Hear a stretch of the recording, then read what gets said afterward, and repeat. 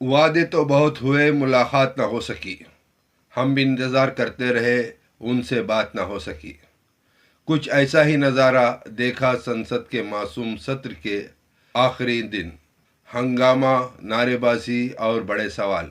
विपक्ष सवाल लेकर सदन में पहुंचा, सरकार से जवाब की उम्मीद करता रहा, लेकिन मुलाकात और बातचीत के बजाय संसद में सुनाई दिए नारे, हंगामा और आरोप प्रत्यारोप।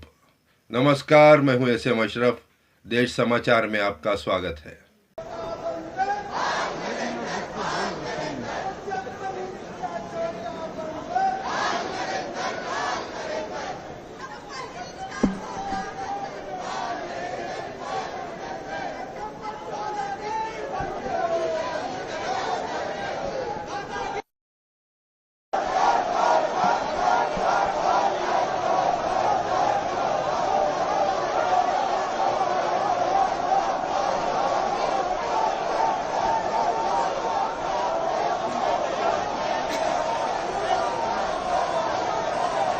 विपक्ष का आरोप है कि प्रधानमंत्री नरेंद्र मोदी और गृह मंत्री अमित शाह सदन में आकर उनके सवालों का सामना करने के लिए तैयार नहीं हुए।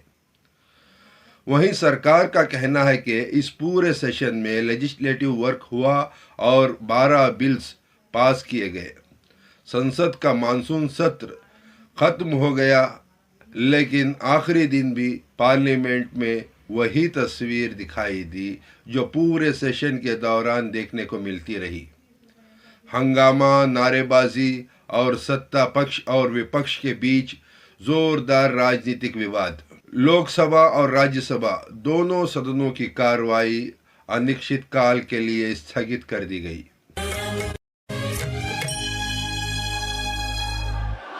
सदन की कार्रवाई अनिश्चित काल के लिए स्थगित की जाती है। इसके साथ ही प्रधानमंत्री नरेंद्र मोदी से माफी और राम मंदिर के चढ़ावे से जुड़े कथित चोरी के आरोपों पर भी चर्चा की मांग की जा रही थी। सत्ता पक्ष का आरोप था कि झारखंड में छात्रों के प्रदर्शन के दौरान राहुल गांधी ने अपना रुख साफ नहीं किया। इसी मुद्दे को लेकर आखिरी दिन भी बीजेपी सांसदों ने प्रदर्शन किया। राहुल गांधी के बयान के मुताबिक प्रधानमंत्री नरेंद्र मोदी और गृह मंत्री अमित शाह सदन में आकर विपक्ष की बात सुनने को तैयार नहीं हुए। राहुल गांधी ने सवाल उठाते हुए कहा कि अगर गृह मंत्री कहते हैं कि मैं अंदर था, मैं सुन रहा था, तो क्या वो अपने कमरे में बैठकर सुनने के लिए संसद आते हैं? उनका कहना था कि गृह मंत्री को सदन में आकर विपक्ष की बात सुननी चाहिए थी। राहुल गांधी ने सरकार पर लोकतंत्र को कमजोर करने और सांसदों का मनोबल गिराने का आरोप भी लगाया। उन्होंने कहा कि सरकार को लगता है कि पार्लियामेंट उसके सामने कुछ भी नहीं है और वही सब कुछ है। राहुल गांधी ने दावा किया कि देश की जनता इस सरकार के अहंकार को जवाब देगी। यानी आखिरी दिन पार्लियामेंट में सिर्फ नारेबाजी नहीं थी, बल्कि सत्ता पक्ष और विपक्ष के बीच आरोप प्रत्यारोप भी काफी तेज रहा। आज राज्यसभा में कांग्रेस अध्यक्ष और लीडर ऑफ अपोजिशन मल्लिकार्जुन खड़गे का मुद्दा काफी चर्चा में रहा। खड़गे ने उत्तराखंड के हल्द्वानी में कांग्रेस की रैली के बाद कथित तौर पर किए गए शुद्धिकरण को लेकर सदन में अपनी नाराजगी जाहिर की। खड़गे ने कहा कि वो इस मामले को पॉलिटिकल इशू नहीं बनाना चाहते, लेकिन उनके मुताबिक उनके कार्यक्रम के बाद जिस तरह कथित तौर पर शुद्धिकरण किया गया वे बेहद इंसल्टिंग है। खड़गे ने कहा कि वे अनुसूचित जाति से आते हैं और उन्होंने कभी अपनी पहचान का इस्तेमाल किसी से मदद मांगने के लिए नहीं किया। उन्होंने कहा कि उनमें खुद लड़ने की ताकत है, लेकिन उन्होंने सवाल उठाया कि अगर उनके कार्यक्रम के बाद किसी जगह का शुद्धिकरण किया जाता है तो क्या ये उन्हें अछूत समझने जैसा नहीं है? खड़गे ने इस मामले में एफआईआर दर्ज करने और कार्रवाई की मांग की। हम पहले से यही बोल रहे हैं कि इस देश में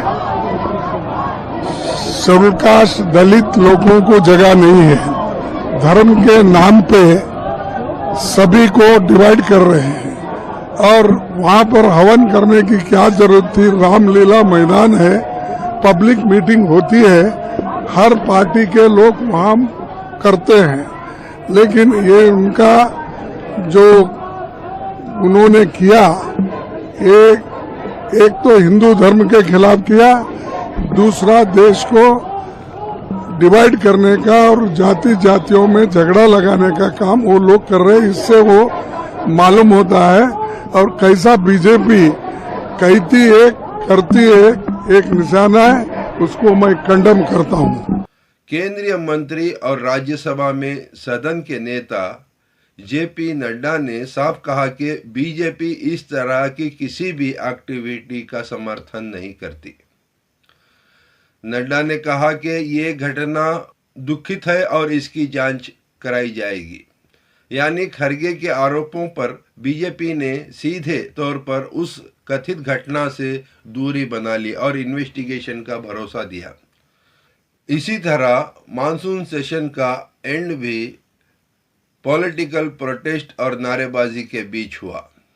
अब सेशन के पूरे कामकाज पर नजर डालें तो सरकार इसे एक तरह से सक्सेसफुल बता रही है। संसदीय कार्य मंत्री किरेन रिजिजू ने सेशन खत्म होने के बाद पार्लियामेंट की प्रोडक्टिविटी का डेटा सामने रखा।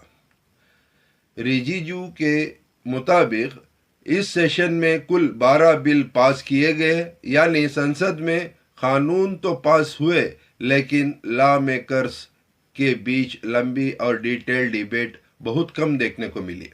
रिजिजू ने विपक्ष पर लगातार डिसरप्शन और वॉकआउट का आरोप लगाया।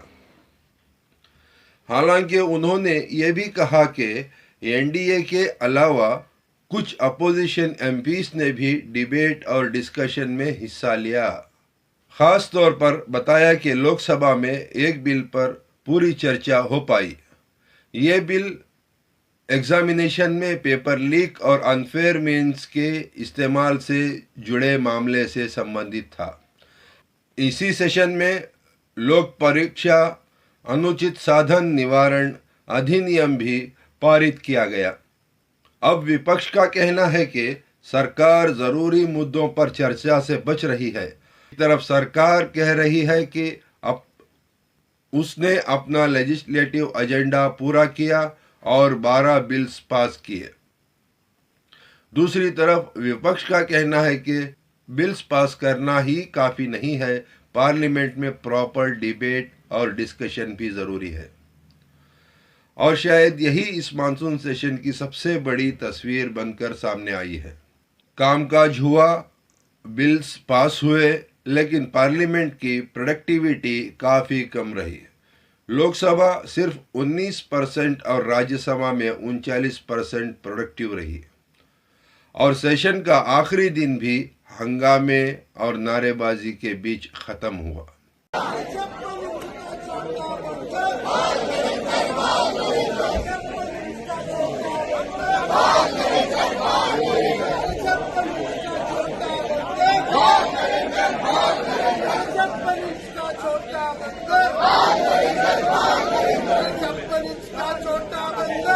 संसद का अगला सेशन कब और किस माहौल में शुरू होगा ये तो आने वाला वक्त बताएगा, लेकिन एक सवाल जरूर रहेगा, क्या पार्लियामेंट में पॉलिटिकल टकराव के बीच जनता से जुड़े जरूरी मुद्दों पर पर्याप्त चर्चा हो पाएगी, या फिर अगला सेशन भी इसी तरह के प्रोटेस्ट और डिसरप्शंस के बीच गुजर जाने वाला है।